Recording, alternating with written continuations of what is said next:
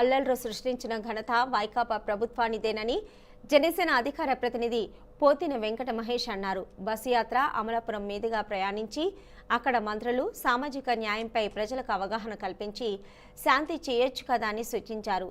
AC బస్సుల్లో బిర్యానీలు తినడానికే బస్సు యాత్రలు చేపడుతున్నారని ఎద్దేవా చేశారు. దావోస్ పర్యటన కేవలం భారతీయ పరిశ్రమల అభివృద్ధి కోసమేనన్నారు పోతిన వెంకట మహేష్.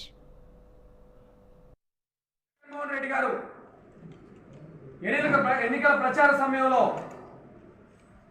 దళితుల కోసం అది చేస్తాం ఇది చేస్తాం ఇంత గొప్పగా పరిపాలిస్తాం సంక్షేమ పథకాన్ని పరుగులు పెట్టిస్తామని చెప్పి అరచేతిలో వైకుంఠం చూపించి దగా చేసినటువంటి పరిస్థితి ఈరోజు రాష్ట్రంలో ఉంది. కోనసీమ ప్రాంతంలో నివసిస్తున్న దళితులకి ఒక ప్రత్యేకమైన క్యారెక్టర్ ఉంటుంది.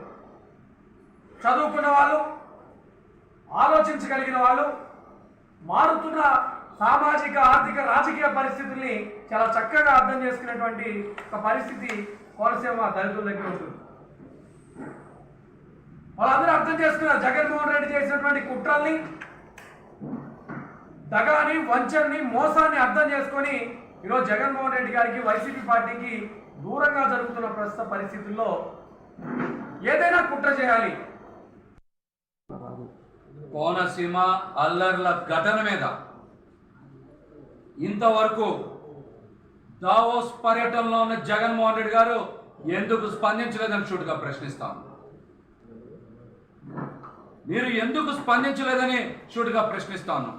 ప్రపంచంలో ఈరోజు ఎక్కడి నుంచైనా సరే వీడియో ద్వారా ఒక సందేశం పంపిస్తే రాష్ట్రంలో శాంతి భద్రతల్ని కాపాడగలిగేవారు, నియంత్రించగలిగేవారు.